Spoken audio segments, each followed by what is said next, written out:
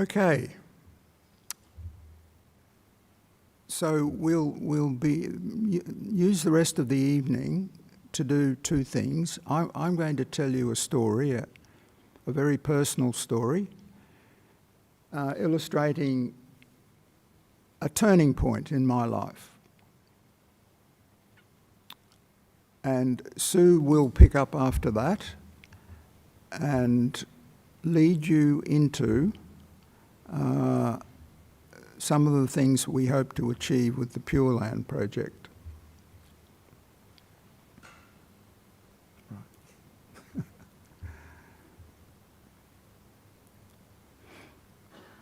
Okay, so let me see, 20 years ago, and I can see it as if it was yesterday. There was a knock at our front door. My wife and I were living in the family house, and we were just by ourselves that evening. And I went to the door and got the fright of my life because there were two policemen there. Not one, but two.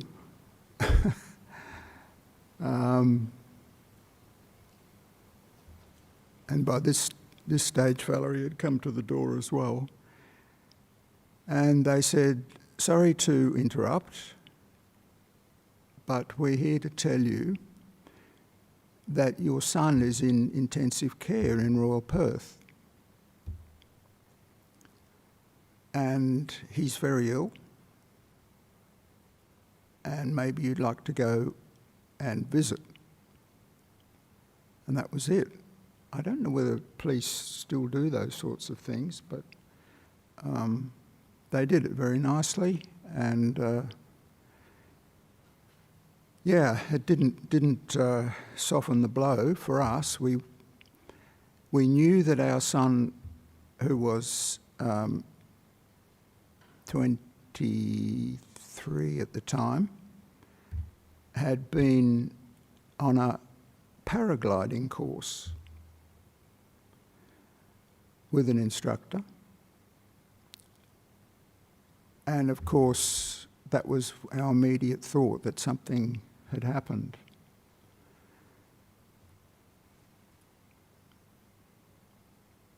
Anyway, I've never been in intensive care before, in the ward, I mean. And some of you may have. Some of you may even have had the benefit of being looked after. But that was another total experience for us, because when we went in, there was Roy completely covered in gear. He had tubes sticking out of him from all directions, monitors, probes, you name it. His face was all bandaged up, and you could hardly see a person.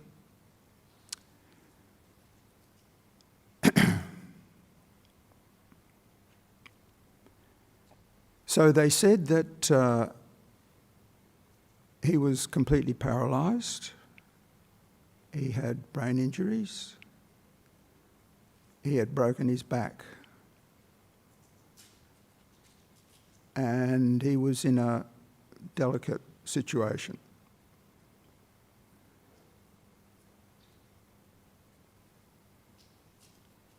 So we stayed there for a little while, and then we went outside into the waiting room. And I've never felt so drained, I suppose, alone, at a loss, at a total loss. And I should say that at the time I was, I suppose you'd say, agnostic. We'd given up our Church of England attendance and religion about 20, 30 years ago, and hadn't done anything since. So I had nothing to fall back on in the way of spiritual support.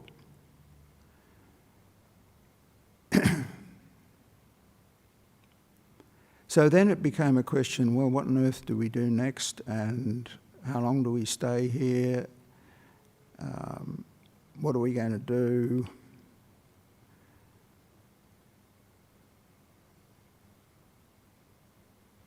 The rest of that evening's a bit of a blur, but we did go home because there was nothing we could do. Anyway, he was in intensive care for a couple of weeks, actually.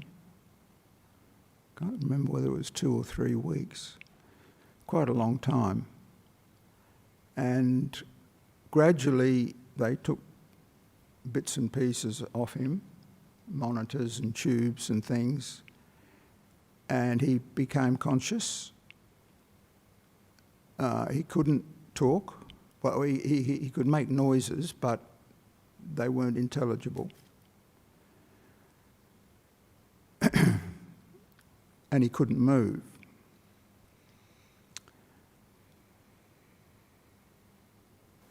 Anyway, he did get his consciousness back enough that they moved him out of intensive care. And then he was in Royal Perth for some time, a couple of months, and gradually he improved against the odds. He still was not able to speak intelligibly, and some of the words that he strung together were very funny. We actually had a few laughs as he learned to speak again. And his broken back healed, in part, not all of it while he was in hospital. But he got to a stage where he could sit up, and he was in a wheelchair. And at that stage, they decided that he should go out to Shenton Park into the rehabilitation wing.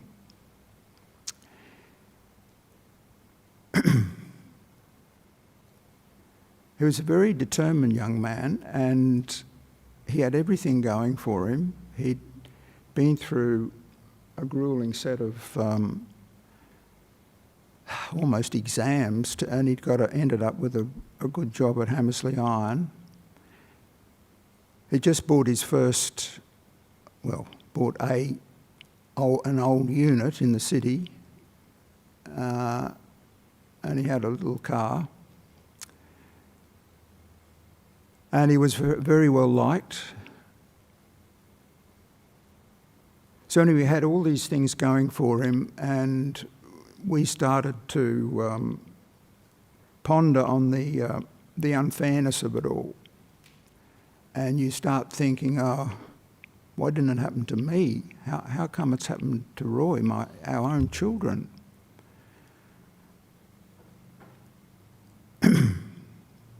Anyway, he was out at Shenton Park there, and he graduated from the wheelchair, and next thing we know, he was on crutches. And then he was able to walk. And after about 5 or 6 months, he still couldn't talk properly, or hardly talk at all.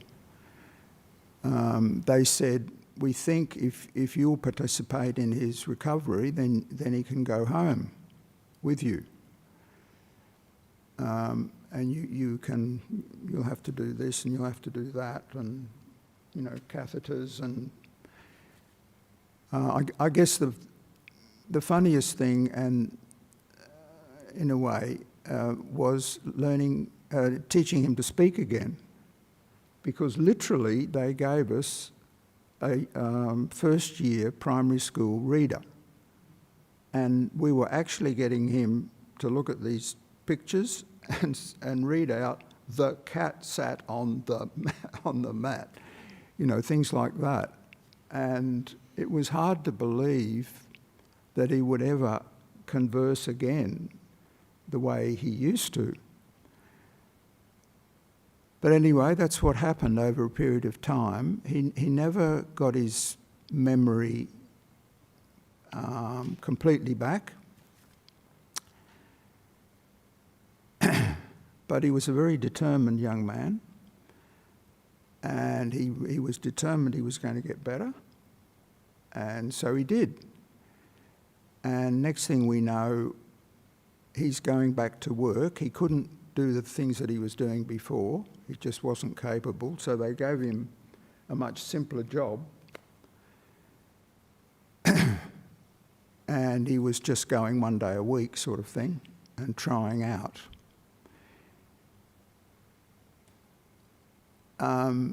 This was at Hammersley, and next thing we know, he comes home and says, the Rottnest, the Perth to Rottnest swim's on, and Hammersley's putting in a team, and I'm going to swim. He was a very good swimmer. He nearly made the state team. And we said, "Hang on, Roy, no you're not." And his neurosurgeon said, "Young man, you've got a brain injury, you're not completely healed yet, don't do it." So he went ahead and did it. And he was in a team, and they had to swim 20 minutes, and then the next person would take over. So anyway, he did that, and the doctors were not impressed. And so this went on as he slowly improved, and his speech improved. And then, what came next? He was doing all right, but he decided that he wouldn't be able to go back and do what he was doing before. And so he was casting around and trying to work out what he could do.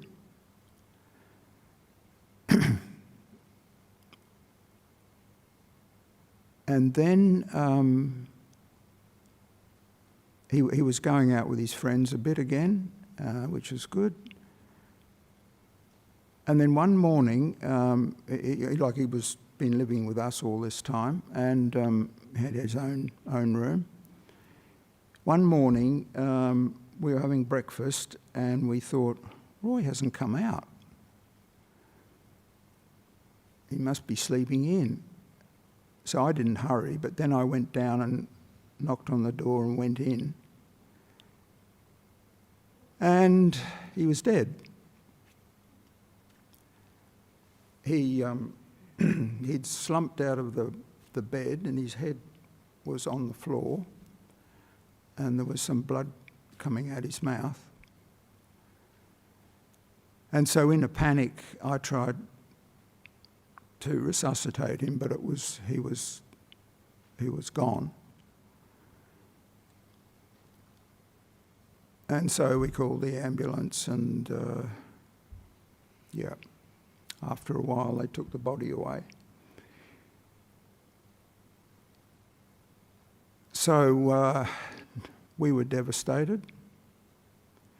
I often describe it as feeling like I had a black hole in my heart that would never heal.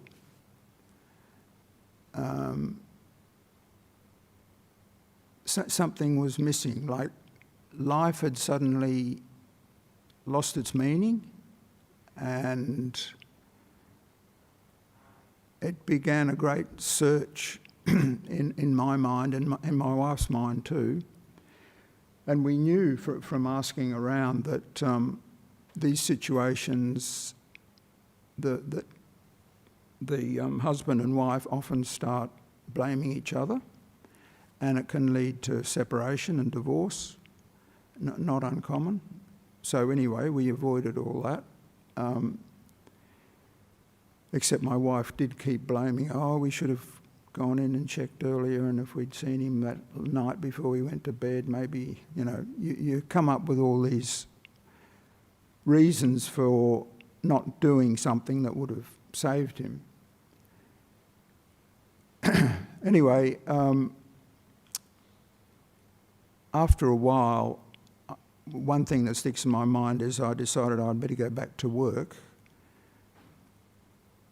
I sat down at my desk and I just could not concentrate. It was hopeless. So I gave that up for a while. And then one day my wife came home and she said, I saw this book and I thought it might help. And she started reading it and she said, I can't hack this. Do you want to have a look at it? I had a look at it and I started reading it. And it was like a light switched on. I read it right through, and then I read it through again. It was the Tibetan Book of Living and Dying, not the Tibetan Book of the Dead. This is an account of how the things you have to do to progress along the path to liberation, enlightenment. And suddenly, for me, it was like a light was switched on and I could see some reasons for things. A few things fell into place. And that began a journey for me where I finally, after doing some things, in those days I was getting little cassettes sent in the mail and listening to them from a teacher. And then I started reading books, and lots of what I read said, you must find yourself a teacher that you can connect with and learn from him. So I started going to different Dharma centres around Perth. And finally happened upon Hayagriva when we had a new Australian monk starting as our resident teacher, Venerable Dondrup. And I happened to connect with him, and then over the next few years slowly learnt more and more about the Buddha's teachings. And here I am.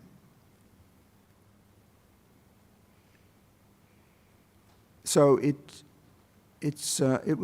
become a really weird for me to look back and think, Roy, if you hadn't died, I wouldn't be here today. I wouldn't be a Buddhist. I probably would have never met the teachings.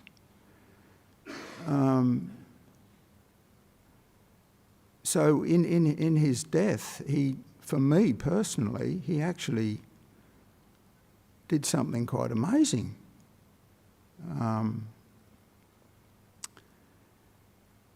And of course, as you guessed, that's been the turning point in my life. And at the time, before I had these sort of revelations, it was the deepest crisis. Everything was black, nothing made sense. Your children shouldn't die before you, and yet we started talking to friends and we found out how many people had lost children. Then we found out that not only had people lost 20-year-olds, but several times it was suicide, which of course is even worse. So all this is going on, and we'd never thought about it or knew about it. So there were a lot of learnings on our part as we went through this whole process. And like it's often said that out of a crisis something good will come. And this is one example anyway, when certainly that has happened for me. in a strange way. I mean, you wouldn't wish it on your own son, but that's what happened, and he certainly helped me. Thank you. Thanks for sharing. Do you think I should take questions now? Yeah, just ask if anyone's got a question. Yeah, we might. Sue's going to talk about something quite different, so if you've got any questions, maybe now's the best time.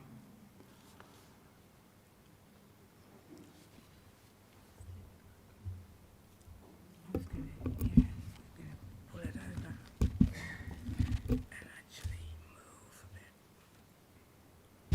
Whoops.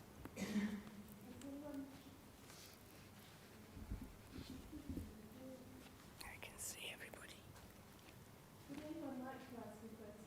Someone does, yeah. Figured out how to turn it on. This way first, was it? Who was it with the question? You with the question. Thank you for that. I was sitting there wondering just how many other people here get drawn into Buddhism and meditation, that true things that happens in your life, and I certainly wouldn't be sitting here without a disaster in my life. You know, I got to about 20 with the Church of England and confirmed all that, and then I never ever seen the place again until I was about 70, I suppose, 68 or something. And I was looking after my wife at the time, and I thought I was as good as gold, but you had friends around saying, you know, Firthy, no you're not.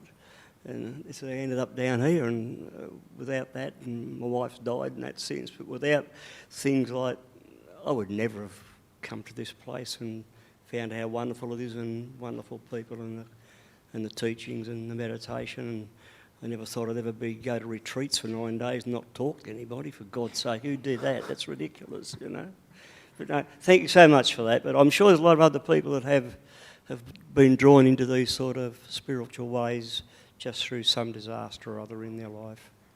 Yeah, Thank it you. seems like we need that size of disaster to wake us up. Somebody over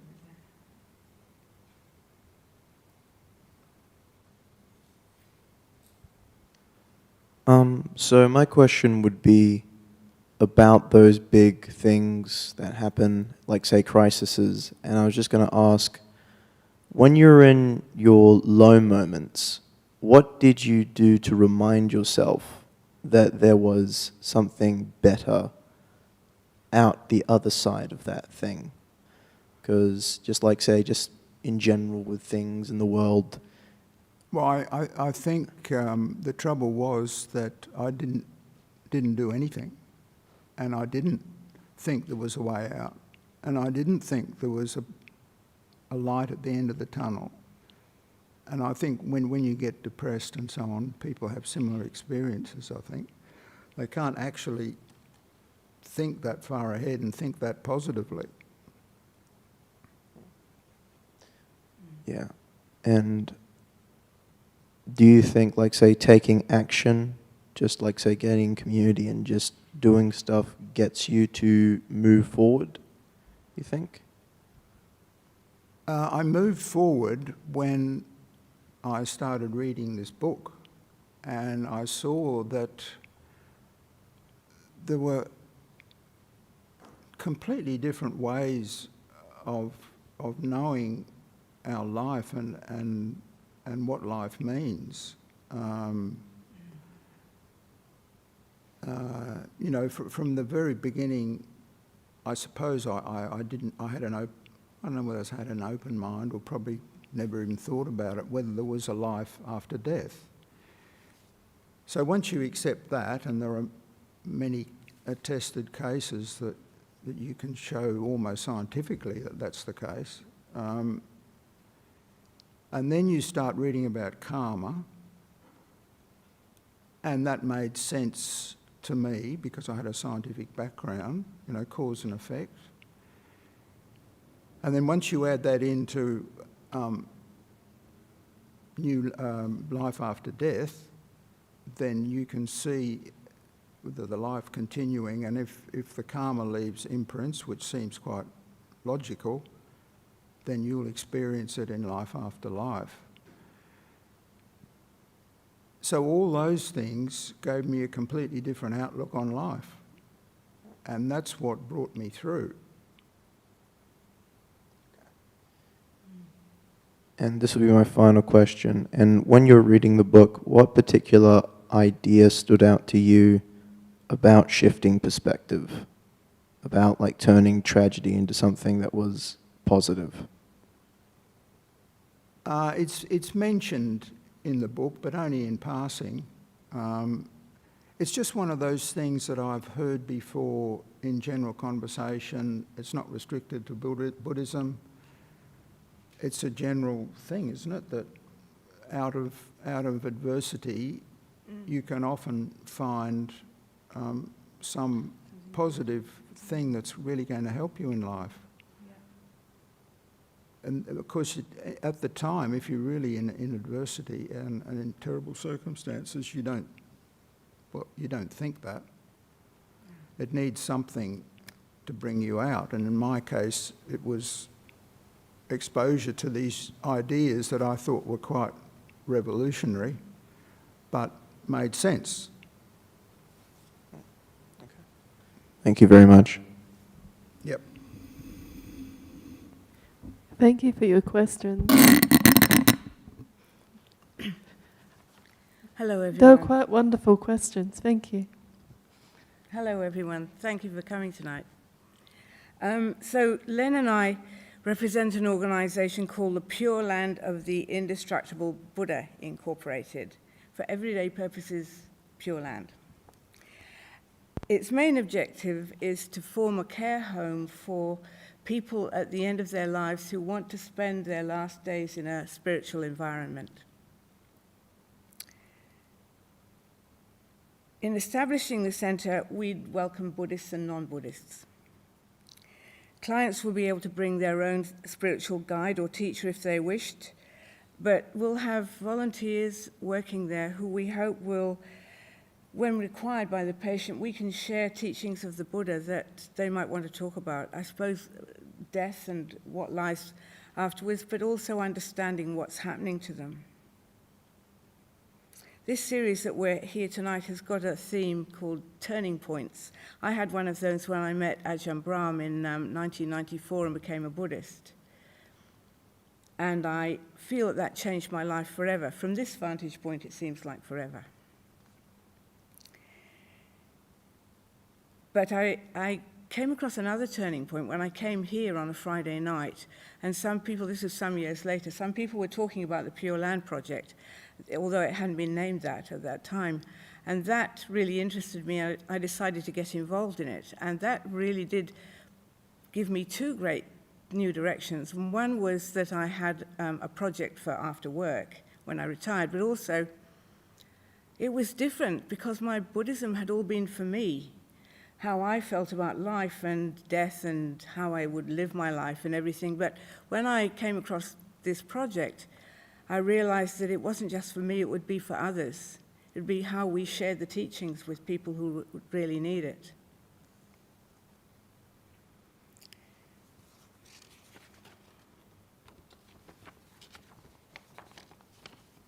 So now working for the project, it matters how I see things, we all are actually very involved in how we might share the teachings with people when they're our patients. So with that in mind, I've been giving some thought to what particular aspects of Buddhism would be useful for a patient who was dying. What matters to people? And in that, we were really helped by a book by someone called Christine Longacre called Facing Death and Finding Hope. She'd interviewed people who were dying and found out what mattered to them, what sort of things upset them, what sort of things made them happy, what they really needed, how they felt about everything. And we spent a fair bit of time studying that. Some useful themes emerge. One important thing is that it really matters when a person's dying that they enter a very peaceful state, a virtuous state, because that will inform their rebirth. It makes a difference what kind of rebirth you have if you're in a good state before you die. And of course, when people are dying, they're often not in a good state. It's often quite far from the case. Things like grief and worry and pain and resentment are very common in people who are dying because they very often have a lot wrong with them. So we hope to alleviate those sort of feelings if we can. It's not an easy job, and we're giving a lot of thought to our education program. A lot of people are worried about what lies ahead, of course. Buddhism teaches us that virtuous living creates good karma. So looking at it logically, this would mean that a person who's lived a good life should have nothing to fear about what comes next. However, people often think they haven't done enough good in the world, and they will express that. I've often heard my own friends say that, actually. People who are perfectly normal people, you'd think they would know they'd done some good things.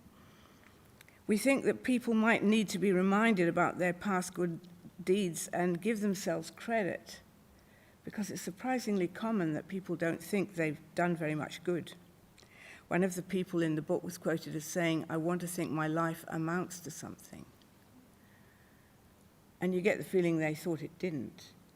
So I think a lot of our work will be encouraging people to see the positive side of things. You might think that carers like us who don't know the patient would be hard-pressed to know what to say, but I think it'll mean some really good conversations about what makes a good life and what counts as doing good. I think we want to help people to uncover their unsung virtues and take refuge in them. Actually, seeing the good in our lives is very difficult for people who are carrying grief and suffering and depression. They very often look back on their lives and they can see nothing but sadness and bad things. And they really multiply that in their mind, and they don't do that for the good things. So that is something that we will have to look at. We don't want people to ignore the good parts of their lives. And in fact, it's quite handy to look at a beautiful event and just see it as one beautiful event in your life, not attach it to what came before or afterwards. I mean, even to take an obvious example, your wedding, how you can see a beautiful day and divest it from the fact that you got divorced later. You can actually do that. You can. You can look at the wonderful, beautiful day that you did such and such a thing. It doesn't have to be connected to anything else. And it's quite therapeutic. I've done it myself. It doesn't matter that the beautiful day I went to Niagara Falls and had a lovely day with my husband. It doesn't matter that we got divorced later. That's still a beautiful day in my mind. That's what we should think about. People worry about what's left behind. That was another thing they talked about in the book, actually. How to fix things, because they're losing their capabilities of doing things physically. They can't, and people often leave things to the last minute, and then they can't do things because they're not fit. And then, they lose the ability, they lose their physical, their social contacts. People who are dying actually find people dropping off. It's just family and, it gets smaller and smaller circle. Very difficult to get things done. So we envisage being able to help people get things done, pointing them in the direction of lawyers and, various sort of people in the community who can help them make a will, for instance, or all those things that need to be done. Quite a lot of things come to mind, but you can get the picture.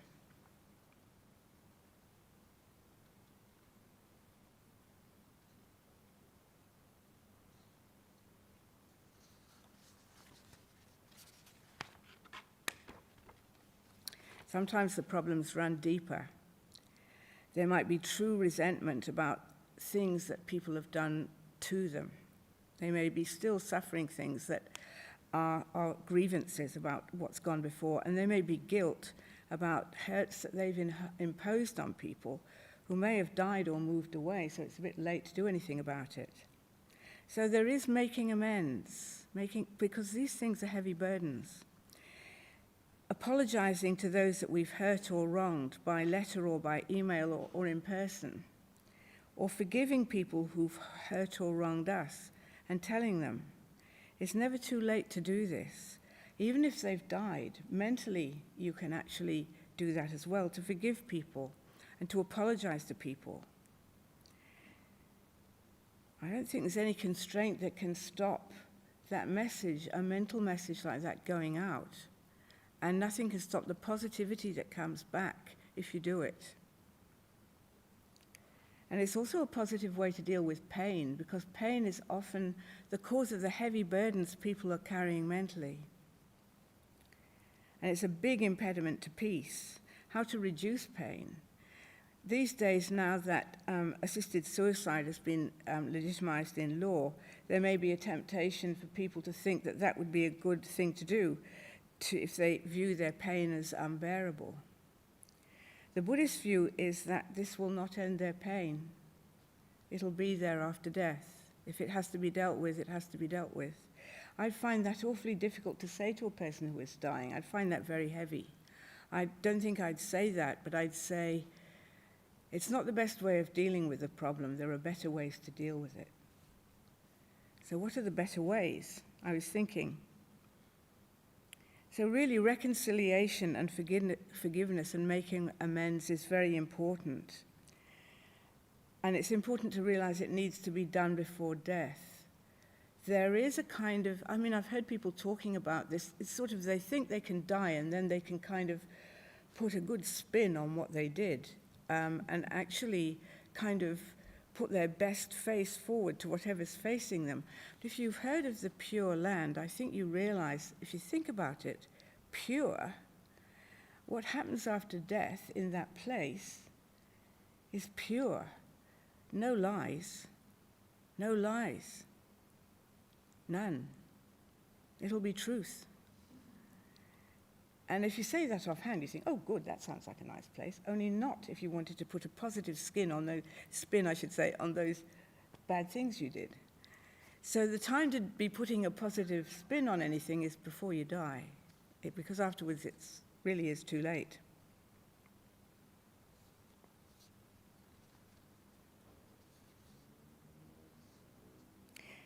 I think one of our big problems with people is they're in a weakened state when they're sick.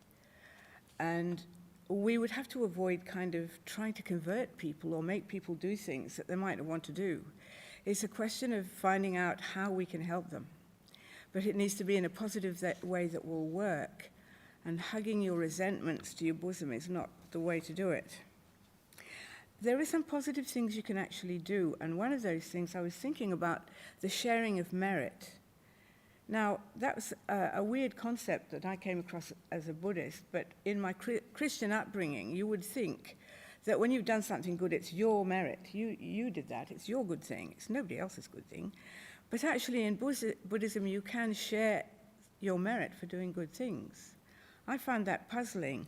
But a few years ago, a great monk from Thailand came here, Ajahn Brahm, and he was great to talk to. And I asked him about the sharing of merit, because I just heard about it, and I said, I don't see how it works. So he told me, he said, when you do good things, the devas really rejoice. It makes them very happy. I'm talking about angels, if you don't know what a deva is. Yes. It makes them really happy, and if you want to give your merit, they will take it for you. That's the mechanics of it. That's how it happens. So I thought, that sounds good, I'm going to do that.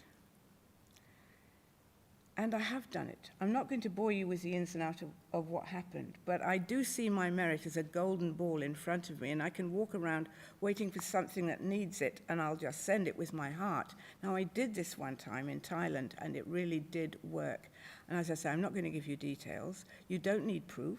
All you need is for you to do it, and then you'll find out. You don't need me at all. You do this.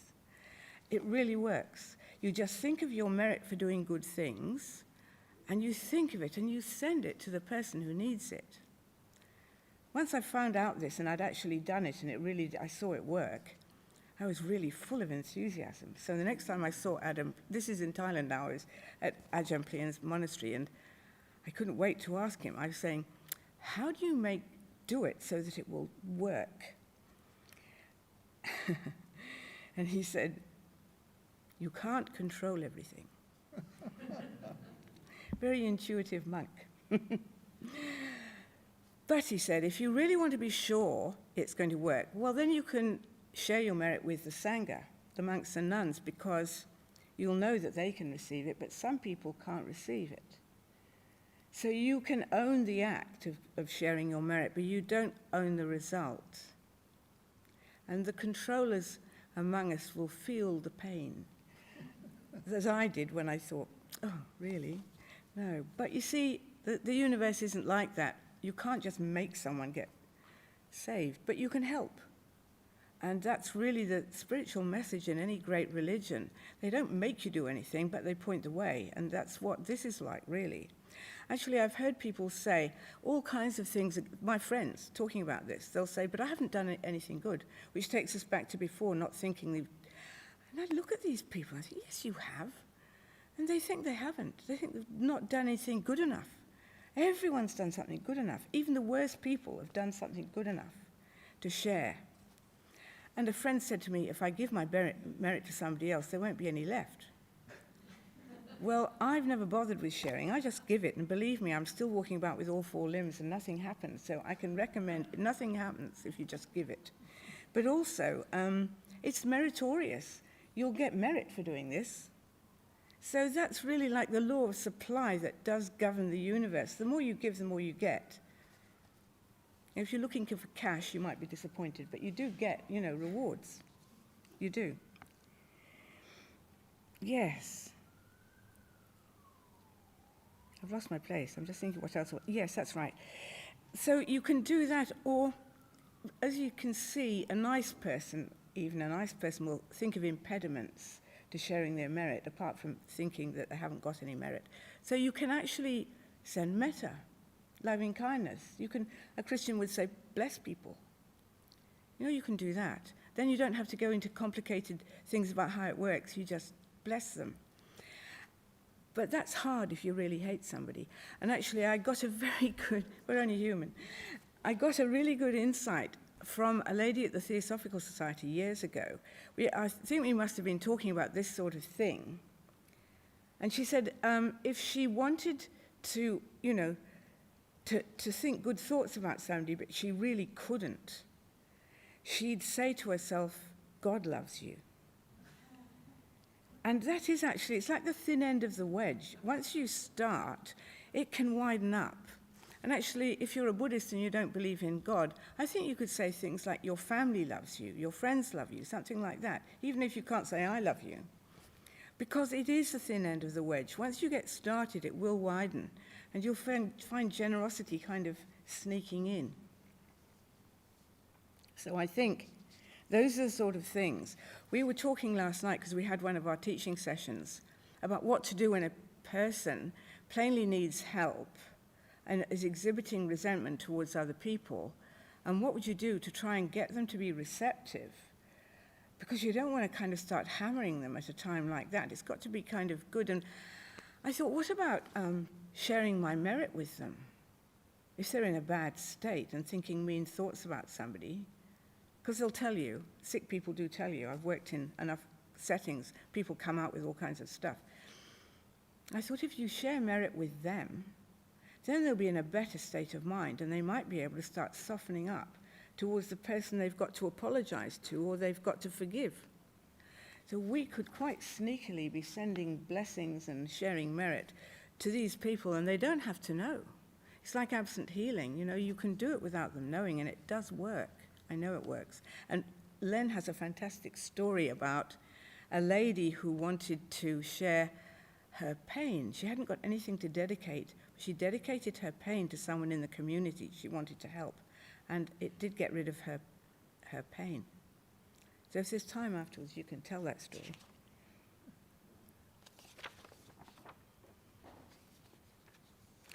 So that's just a few ideas I formulated on how we can help them. There's a whole lot more, but there isn't time. But we do have these teaching sessions where we discuss that kind of thing. So some of you might be interested. Just to tell you about the Pure Land and how it's going to be working, we do have a model of care. That's a document of about 6,500 words. It tells how the service will be delivered in broad terms and in detail.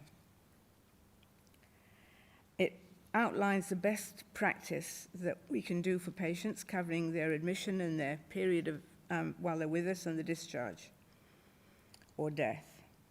And it's a guide for the centre organisers and the staff about the standards of care that we're going to deliver.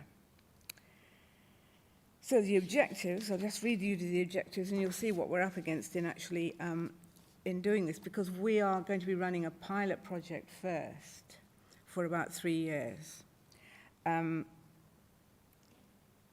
This pilot project is going to be trying to find out the availability of suitable volunteer staff, whether they're out there or whether they're available, to establish the community acceptance of the service, whether people will be interested or not, determine the number of clients who wish to use the service, to gauge their satisfaction with the service, to gauge staff and volunteer satisfaction with the service and their working conditions and their perceived approval of the service, and to assess the budgetary predictions against the performance. We've got a budget, but we have no real way of knowing whether that will be enough for what we actually want to do.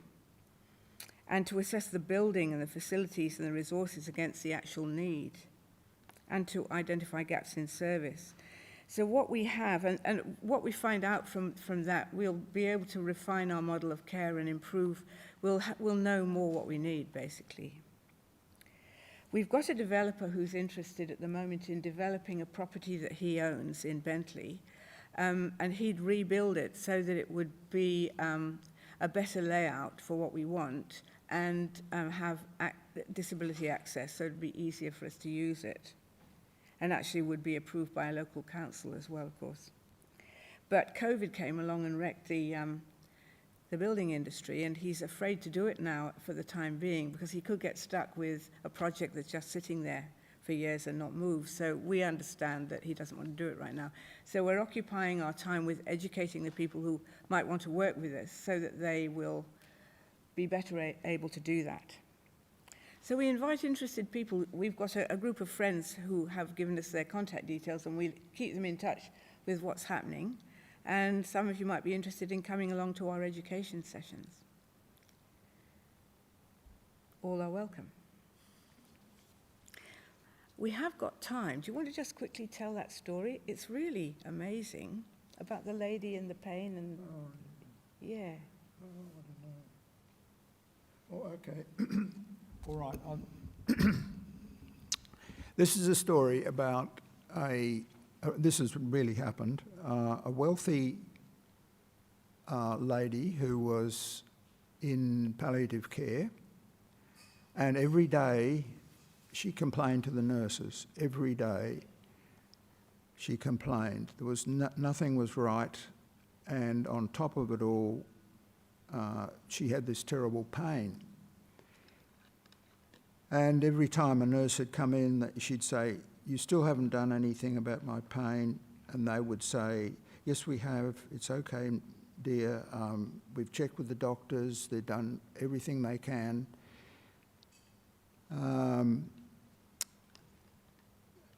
And still she would complain, and they would say, "But you've got a dose of morphine now, and that should be enough for you with your current condition." And she would say, "No, I've still got the pain. You're not doing it right." Anyway, the chaplain, I think it was, I'm not sure what denomination he was, but the chaplain is telling the story, and he said, every week I'd go in and she'd be complaining, and she'd be saying she's in pain. And the doctors would say, "She can't be in pain. We've done this and we've done that. She's getting enough morphine."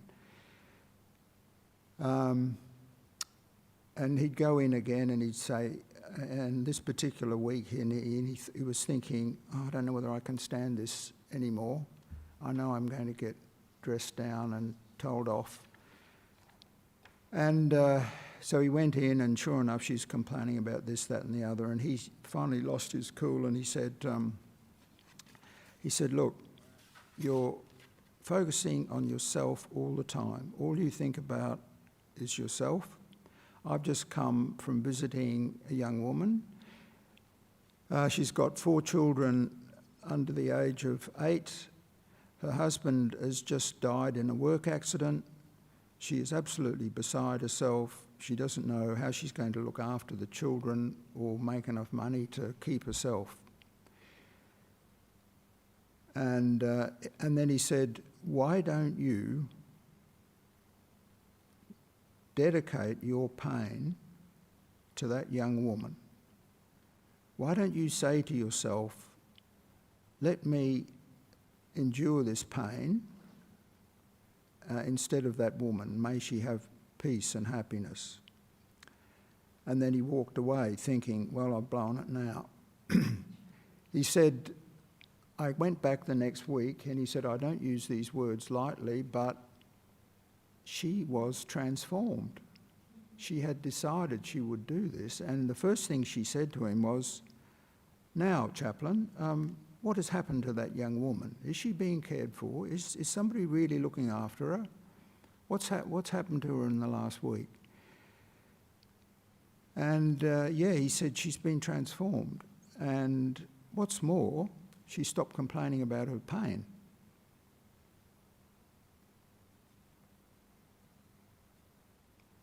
The pain had sort of magically gone away. So Sue was talking about how, pain is quite complex sometimes and can arise from mental activity just as easily as from physical problems. Story? So it goes to show there's a lot you can do. So for us, it's definitely a learning curve, but we hope to be able to provide something that's a bit different from what you usually get in an end-of-life facility. Thank you for listening. Does anyone have, let's look at we've got 15 minutes.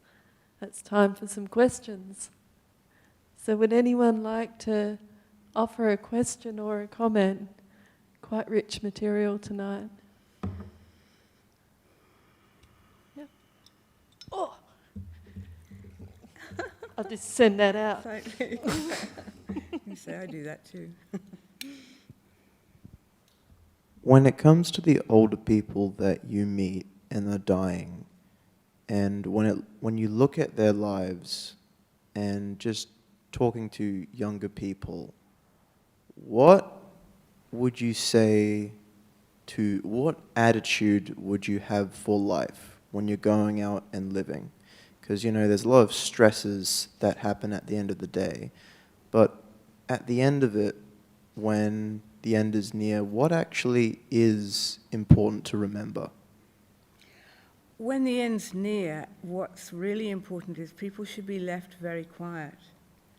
We've got that from really the Tibetan Book of the Dead and different interpretations from various people like the Dalai Lama, and Richard Gere does a good reading from the Book of the Dead on YouTube.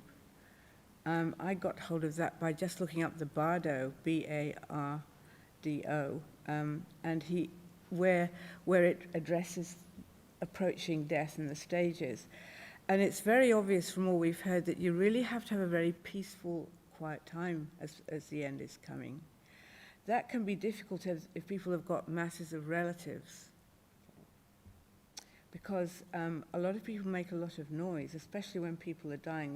There's a lot of weeping and wailing sometimes, and that's really negative. It should be as quiet as possible.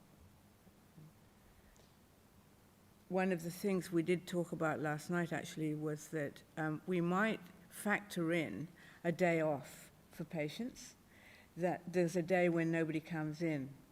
Now that would have to be very on a case-by-case basis, because sometimes people are very dependent on their spouse or their carer, whoever it is, so it might not work for everybody. But where possible, to try and keep things quiet, especially if they are dying, to keep it quiet. Because it's distracting, and they are, they're actually experiencing things. on inner levels, which they need to focus on, especially if you've done a lot of reading and you understand what's going to happen. You'd be wanting to go into it positively and with a clear mind and really do what they advise you to do. You wouldn't want people distracting you. So really, if that's a message people can get out, making a noise when people are dying is really bad. Any kind of noise. Quiet, that's really... And this would be my final question. Then how do you think you can quiet down your life just when things are going at you all the time? Like, not just with meditation, but like just an attitude of like, how do you quiet down when all the noise is coming in? I think prioritizing, I've had to do that a lot. I've been very busy all my life. You've got to have time for yourself. And actually, I can remember Ajahn Brahm being asked something about getting time to meditate. And he said, "Have you got time to eat?" Yes, you bet we have. Have you got time to cook a nice meal? Or go out and get something? Yes, of course you have. So you can make time for anything. It really is a bit of discipline in your life. Make space for yourself. I mean, there are things that only you can do. There might be things you can delegate to somebody else, and that doesn't mean leaning over their shoulder and making them do it your way. It means actually giving that task and that they do it. And there's not taking on too much. And it's somebody up there is laughing at me for saying that because I've taken on too much all my life, but there's a tendency, there are people like that. They're always taking on too much. You have to sort of put the skids on sometimes and just think, I haven't got time for any more things. Yes. So I think a bit of discipline in life. What would you say, Len? Yes, I agree with everything. I'm just chuckling because next year I'm 80, and I'm finding that things that I used to do and just fly through and do so easily and not have any repercussions, I can't anymore. And it's brought home to me that this has probably been happening all my life, but while I was younger I could dismiss it and cope with it. But slowly, it catches up with you. And you suddenly find that coming here tonight, for example, or we had a very nice discussion night last night, every one of those activities takes more out of me now than it used to.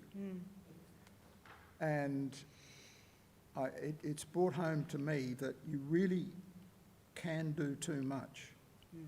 And as soon as you take on too much, the stress goes through the roof and you get into trouble.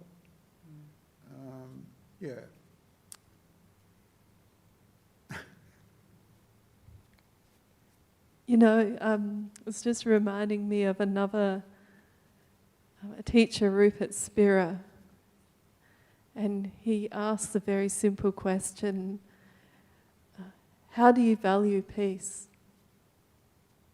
And when do you value peace? You know, if not now, when? Yes. Hi. I wanted to know whether you've had people near the end of their life, this life, that have been quite peaceful, and whether you've learned anything from them. Oh yeah, definitely. And what would that be? Peaceful. Now, this is this is where it gets tricky. For example,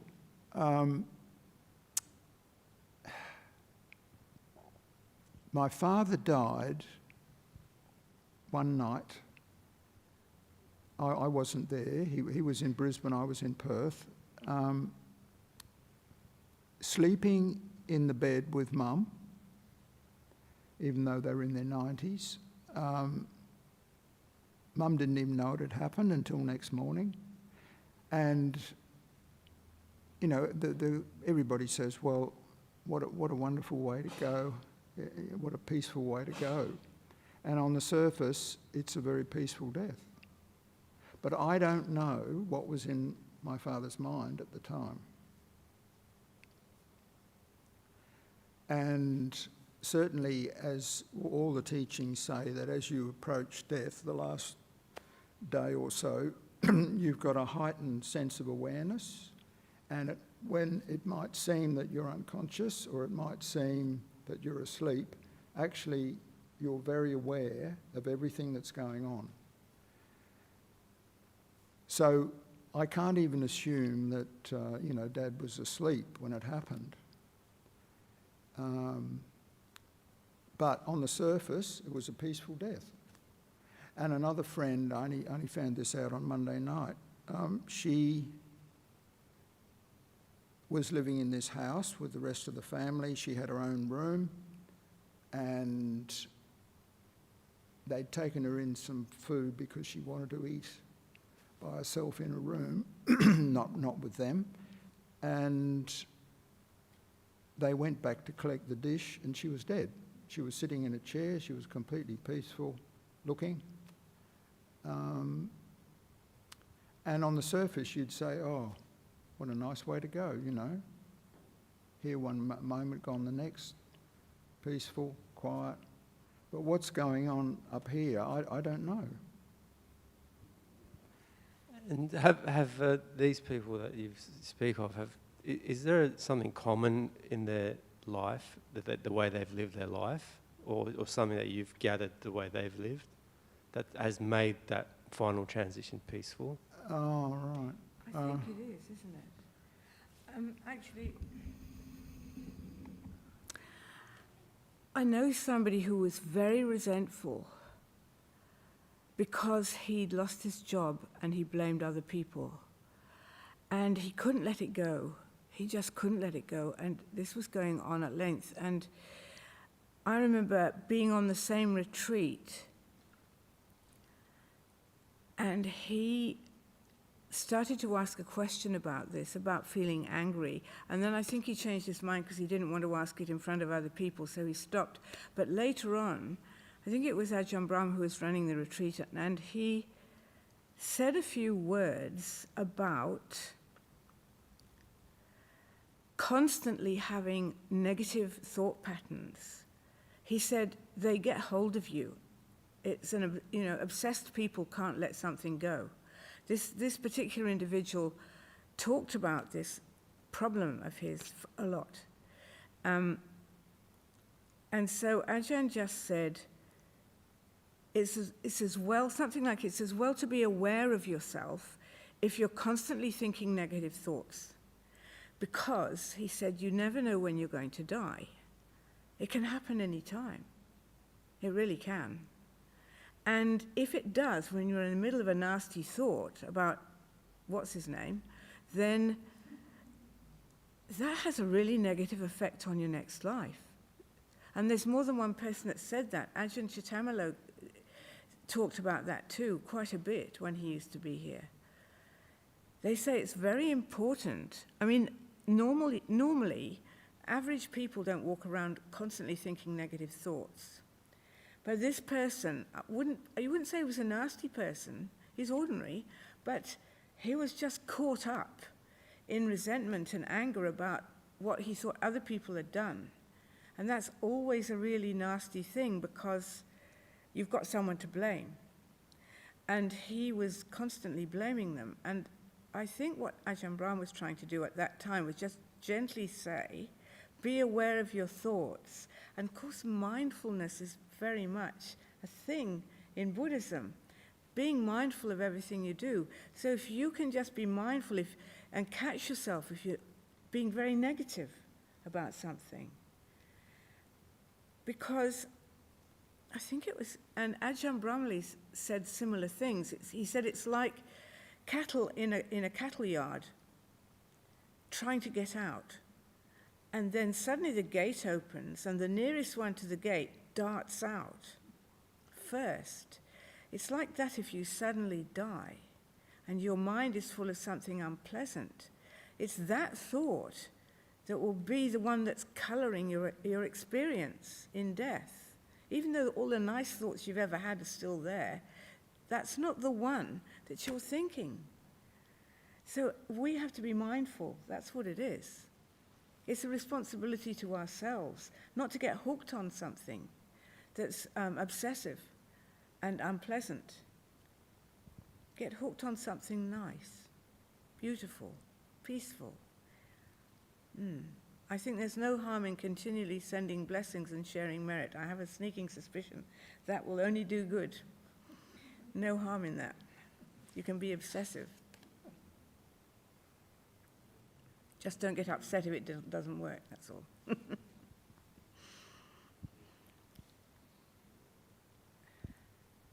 So I think that's a lovely message to close on. Let's get hooked on doing something good. So I'd like to offer these small tokens of appreciation. And I'd also like to let people know we have a donations box at the back. Tonight we'll be raising funds for Pure Land. And Bill, now there's two things I want to say here.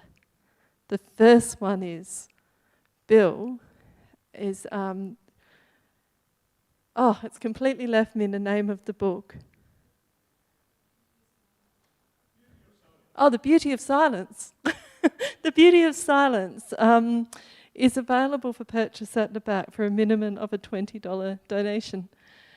And before we say our sadhu, sadhu, sadhus, I would also like to spread the merits by saying happy birthday. It's Bill's birthday. He probably doesn't want the whole Dharma hall to know that. So happy birthday, Bill.